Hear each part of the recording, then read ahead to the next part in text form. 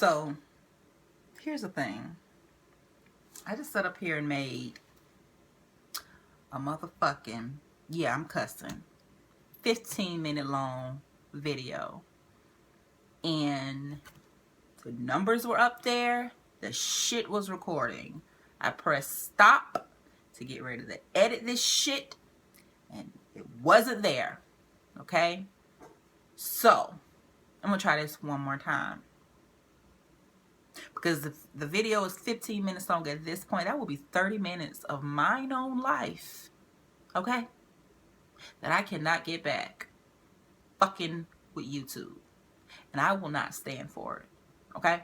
So, peace, babies. We're going to talk about blood magic today, okay? Now, it is certainly a taboo topic. It is most definitely a controversial topic. But it's nothing new. Witches have been using blood in their magic since the dawn of time. Since witches came into existence, okay? So, you don't have to agree with it. You don't have to like it. But it is what it is. It's a part of my practice. If you don't like it, that's fine. It's not your practice. It's my practice. Don't use blood, okay? Use water. All right? So, I'm going to talk about a few ways that I personally incorporate blood into my magic. It plays a heavy part in my magic and the things that I do in my craft, okay? So, I have a few notes here that I'm going to, what am I trying to say? I have a few notes here that I'm going to, whatever, okay? I'm going to read them when I need to remember stuff. That's what I'm gonna do. Okay. So I use magic for a few things, a lot of things actually. And about 90% of those workings, maybe 95% of those workings, that magic, blood is incorporated in it.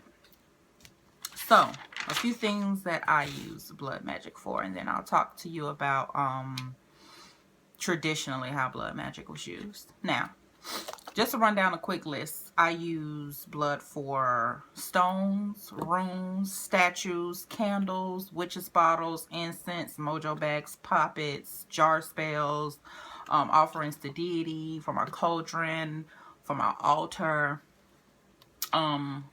So yeah, it gets used quite a lot. So as an example, a lot of you, when you set your altars up, you change them according to the aspect or the Sabbath, or, you know, the season or the time of the year. So with each Sabbath or aspect, you would change your altar to reflect that time. Me personally, I don't do that. Excuse me. My altar space is changed whenever the hell I feel like it, or if I feel like the energy has gotten a little stagnant. Or like I say, just because, right? So here's what I'll do. I would clear everything off. I would wipe everything down. Cleanse it with like Florida water, holy water, moon water, so on and so forth. Then I would lay down my altar cloth, right? Then at that point, what I would do is I would prick my finger, using my power hand. Prick my finger, add a couple of drops of blood on my altar, right? What that does is it links me spiritually, and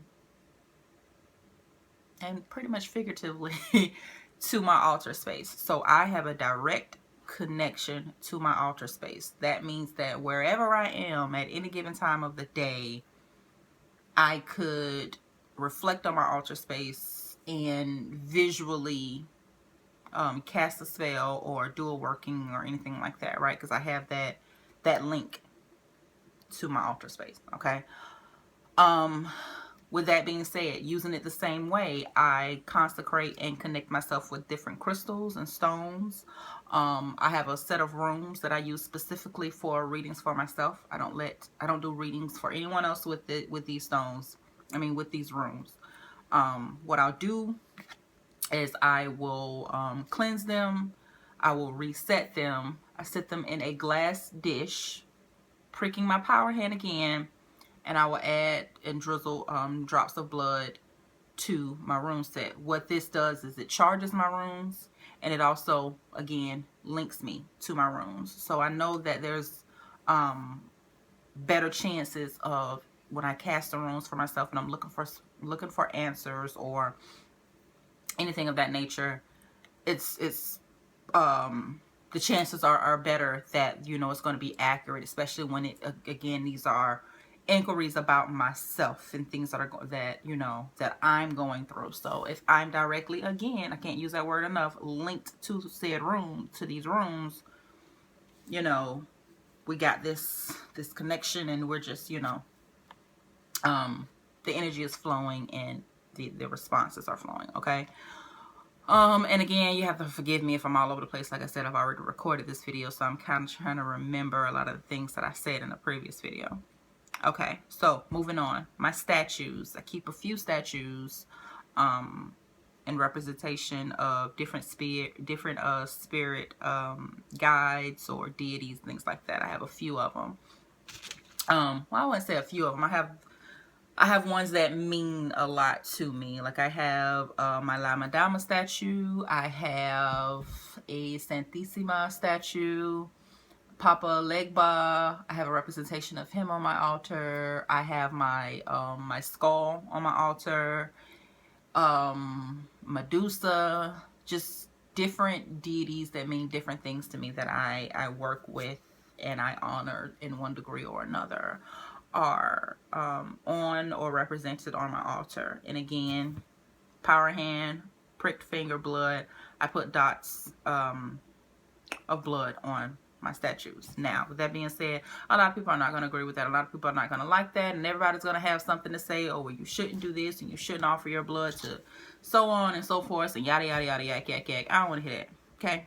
It's what I do. You don't want to do it, that's fine. With that being said, you do want to be careful with who you offer your blood to. I personally do not offer my blood to any deity, any spirit, anything without feeling completely comfortable with doing so and having that understanding. Okay, it's not something that I say, oh, I got a new statue today, or, you know, I ordered a statue online because this deity really interests me, so I'm going to take my blood and give it as my offering. No, I get to know that deity. I get to know that spirit. And then if there comes a time where I feel led to give my blood, then I will do so. Not all of my statues and not all of my representations have gotten a blood offering. Okay, so exercise common sense with that. Okay. I use blood with my poppets and my juju babies and my mojo babies that I make, my doll babies. That is my way of charging them and giving them life. Yeah, that's pretty much self-explanatory. Mojo bags. I feed mojo bags for myself with my blood. You are supposed to feed your spells. If you don't know what that means, Lady Grave Dancer has a good video on feeding your spells over on her channel. If I remember, I'll put the link down in the description bar for that video, or at least a link to her channel, so you can go check out all of her videos in general. But she has a pretty good video on feeding your spells. And so I use blood for feeding my mojo bags. I use it for feeding my candle spells, my jar spells, even honey spells. I use it in incense. I will prick my finger or, you know, get the blood however I'm going to get it, and I let it dry out. And then I use the dry blood and combine it with, you know, whatever herbs or resins or roots that I'm using for that incense. And I make my incense. So what else? Witches bottles. I've used blood in witches bottles. Now, thinking about witches bottles, I don't want you to think that it's just blood, okay? You can use a lot of different bodily secretions for spells. You can use semen, menstrual blood, spit, what else? Let's see, urine, things like that, okay? You can, excuse me. Yeah, so I've used pretty much all of that in one spell or another. Yep, with the exception of feces, which I don't think I could take it that far. Let me tell you about this guy who lives next. Oh, okay, never mind, because he done shut up. Because I was finna. Anywho, yeah, I've used pretty much every bodily fluid except for feces. Don't think I can bring myself to do that unless I absolutely, really, really, really needed to, and there was no other way around it. Yeah. So let's see what else. I'm trying to remember. I'm sorry, guys. Yeah, I think that's pretty much it. Yeah.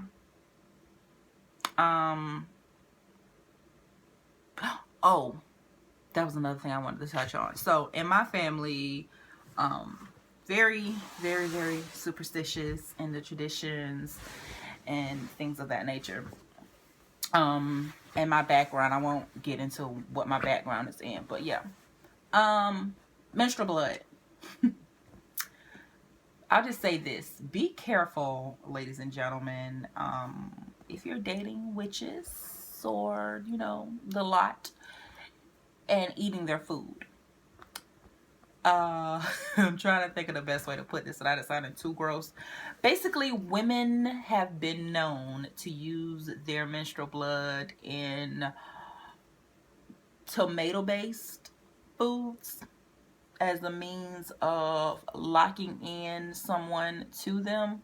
I had an uncle who went through that, and it took my grandmother intervening to basically break that knot or cut that knot that this woman had put on my uncle. And also, I do this once a month, whether I'm